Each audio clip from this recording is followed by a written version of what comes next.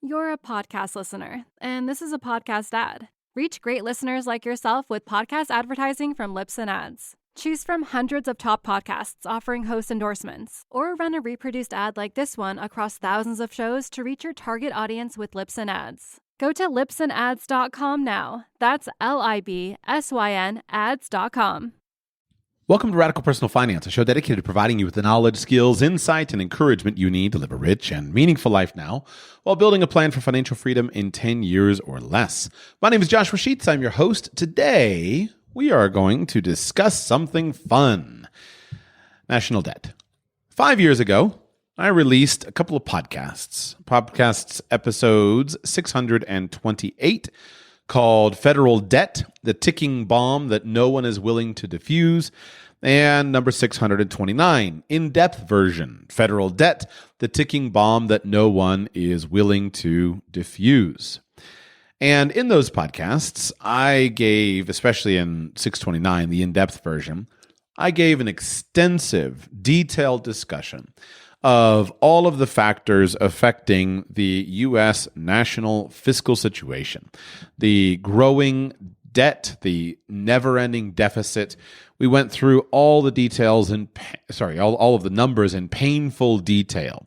We talked about how all of the things that people talk about, there's some easy solution that will have strong economic growth is nonsense, that we could just inflate the debt away. Nonsense. Low interest rates, we're going to keep interest rates low. Nonsense. Immigration, let's fix it. Nonsense. All the conservative fantasies, we talked about how, let's have a pro-growth tax policy. And we said that federal programs are growing at 6 or 7% annually, so you have to exceed that in order to do some kind of deficit reduction. We talked about the conservative fantasy of, let's eliminate welfare and lower priority spending. We talked about how deep the cuts would have to be. It's just laughably deep. It's a delusion to think that could happen. Impossibly tight spending caps. Devolution to state governments, and we talked about the liberal fantasies. Let's just tax the rich. And we talked about what would happen if you had 100% tax on all income over $500,000. We talked about the delusions of saying, let's do deep defense cuts or single-payer healthcare, and just talked about how insane everything would be. Now, so I told you 5 years ago, I said, here's what you need to listen for. You need to listen for serious discussion on these topics. And I don't think it will happen. Let me play for you just a few minutes. This is from episode 629, from the conclusion of episode 629, published on March 7, 2019. Liberal, read those. Conclusion. For decades, economists and policy experts warned that a budgetary and economic tsunami would come when the 74 million baby boomers retire into Social Security and Medicare. Nevertheless, a parade of presidents and Congresses did nothing to avert the crisis. To the contrary, both parties added a new Medicare drug entitlement in 2003, after which the Affordable Care Act further expanded federal health obligations for Medicaid and new subsidized health insurance exchanges. Today, 1/3 of the baby boomers have already retired, and another 1/3 will retire over the next 6 years. Annual budget deficits will soon pass $1 trillion on the way to $2 trillion and possibly $3 trillion in 10 to 15 years. Overall, the Social Security and Medicare systems face an unfathomable $100 trillion cash deficit over 30 years. Without reform, runaway deficits will all but guarantee a debt crisis that will profoundly damage the country's economic and social order. There is still time to avoid that crisis, but it will require the nation's fractious political leaders to leave their respective comfort zones and compromise.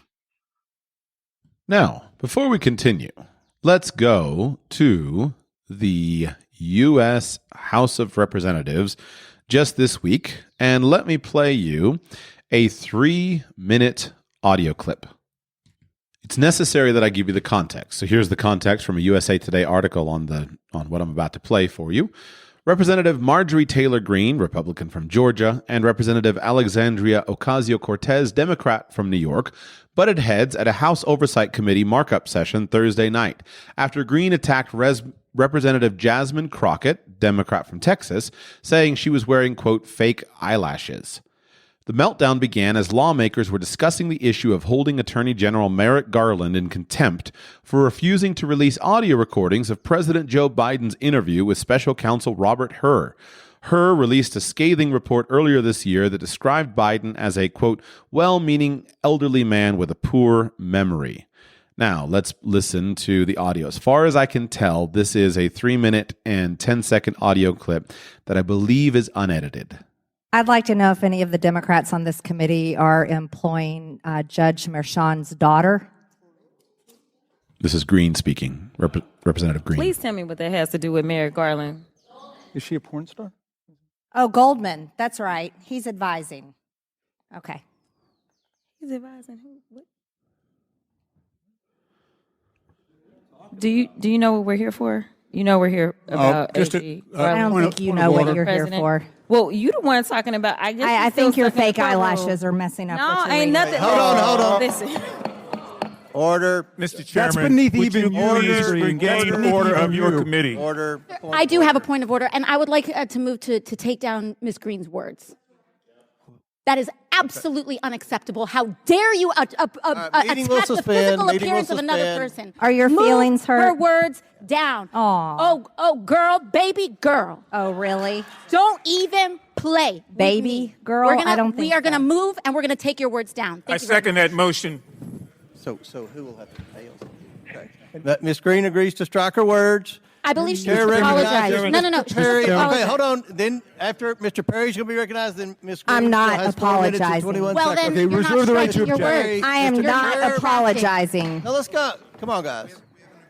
Why don't you debate me?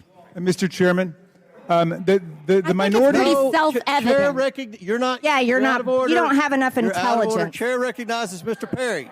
Okay, move to strike I'd like to I strike move to those strike the words lady's as well. words. I would like to strike The lady's as well. words again. That's 2 requests to strike. That's 2 requests to strike. Oh, they cannot take the There's words. another motion to strike her words again. Please All right. get Okay. your members under Here's the control. correct priority.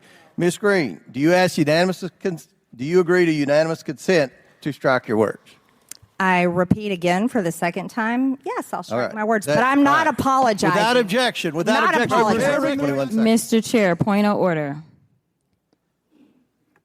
Who's It's me. Ms. Crockett? I'm just curious, just to better understand your ruling. If someone on this committee then starts talking about somebody's bleach blonde, bad built butch body, that would not be engaging in personalities, correct? A what now? Chairman, I make a motion to strike those words. I don't think that's Hold on. a I'm parliament. trying to find clarification on what quality. Chairman, motion to I had strike no those idea words. what you just said. We're not gonna do this. Look, you guys earlier literally just said You yes. just voted to do Y'all did it. it first, so you don't want to talk about it. Voted to do it. Order. I'm trying to get Okay. clarification. Look at calm down. No, because this I is would what like to y'all get do. through proceedings. So I'm trying Hey, to get Ms. clarification. Crockett, you're not Y'all wanna recognized. play Ms. games. Crockett. I can't hear you with your And you yelling. don't want me Calm to down. Be, Can no, you please calm don't down? tell me to calm down. Calm down. Because y'all Please talk calm noise, down. and then you You're can't out of take control. Because if I Look, come, Chairman, if I can come we and send talk outside to shit take a about break her, for 5 y'all minutes? gonna have a Mr. problem. Chairman, Mr. Order. Chairman. All right, Sorry. Chair. I don't know why Okay. you're Order. acting Chair like now that. So that's from a couple days ago, a few days ago, and I made a mistake there. I did find a cut in the middle there, so that wasn't the unedited audio. That was clipped together audio. So apologize for stating that wrongly. I now want to go back to episode 629. After I finish that conclusion, I want you to listen carefully to the next segment from episode 629 from 2019. Remembering, by the way, that at the time we said 6 years would pass. Another third of the baby boomers would retire. We're now at about 60% of baby boomers have retired. Here we are 5 years later. Let's now listen to the comments that I made at the end of this podcast. And thus endeth the paper. I hope that you made it through, and apologies for burying you with the data, with all the numbers. I know it's hard in audio format, but it's important. And I want you to pay attention to it. And I decided to go ahead and bury you with 2 hours of data and policy wonk discussion because I thought it was well done. I thought it was fairly balanced, but I thought it did a good job of showing the basic problem. I don't see a solution for the macro economy. I don't see a solution for the macro, budget, et cetera. To think that, and here's just one more comment. I've inserted, of course, a lot of commentary. I didn't intend to, but I'm a talk show host. I can't help it. Just even the closing point. There is still time to avoid that crisis, but it will require the nation's fractious political leaders to leave their respective comfort zones and compromise. The biggest reason why I think that is impossible is, from my observation, it seems to me that political leaders have stopped trusting one another, and I think they have good reason to stop trusting one another. If I were in politics, I would have a very hard time believing that I'm negotiating in good faith with another politician. I think there are political leaders who would be willing to negotiate these things if they believed that the opposition was in good faith. I think most adults, especially adults who have a little bit of experience, recognize that in life, you don't always get what you want. Sometimes you get what you need. You don't always get what you want. And so, although I would argue for a hardline position, all of us, even when we argue for a hardline position, we would concede that I can't get there overnight. And in fact, it's not good for me to get there overnight.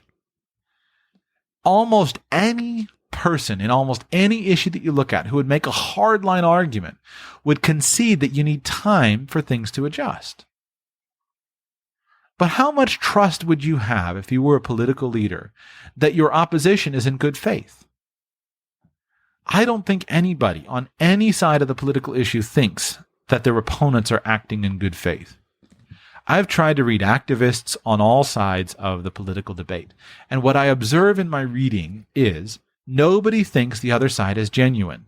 Nobody thinks they're acting in good faith.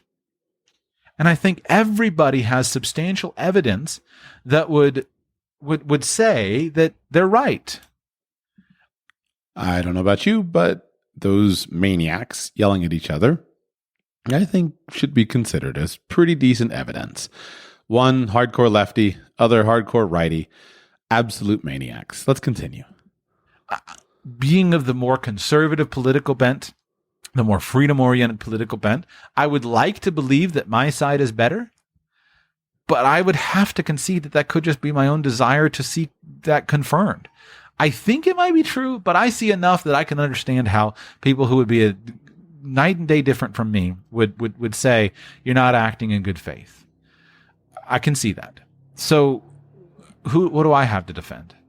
So if you can't even trust on the simplest of issues that your opponents are going to act in good faith, that they're going to speak in good faith, that they're going to debate in good faith on the simple issues, how on earth do you solve something as complex as this budget nightmare?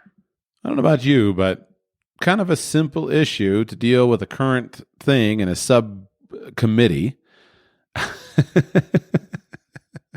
How do you then deal with a budget nightmare that requires everyone to compromise?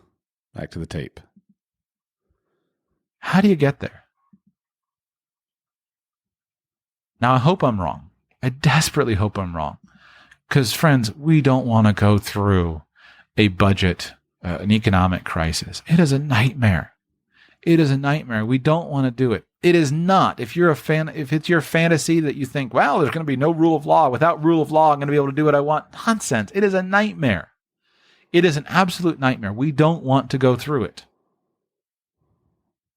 It will be pain, depression, dissolution, suicide on all hands, death on all sides, massive decline in lifestyle, massive decline in safety, massive increase in violence and the risk of violence.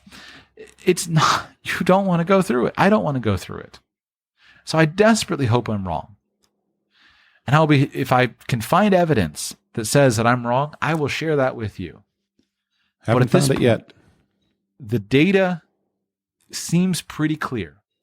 And when I add all the little bits that I've inserted here into what I've already shared with you, I don't see how a political solution is possible. I do not see it. I hope I'm wrong again. I don't see it. Now, let's talk about, well, I'll share one more thing. How's this one? So we got a bunch of maniacs in Congress. We've got a couple of senile guys running for president who are both whacked out. Haven't made any progress over the last 5 years, really at all, on any of these financial issues. Things are much more dire than they ever were, and since 5 years have been wasted, this isn't even a part of the public debate. We're not even talking about it. There's no serious good faith debate. When Donald Trump and President Biden debate each other, if they do, in the coming months in the run-up to the elections, I'm not expecting a deep discussion on national debt and fiscal deficit and everything like that. But let's flip to another one. I thought this was pretty good. This is from Reddit, from the teachers from the teachers subreddit. The headline of the post: Ninth graders protested against taking the Algebra 1 state exam. Admin has no clue what to do.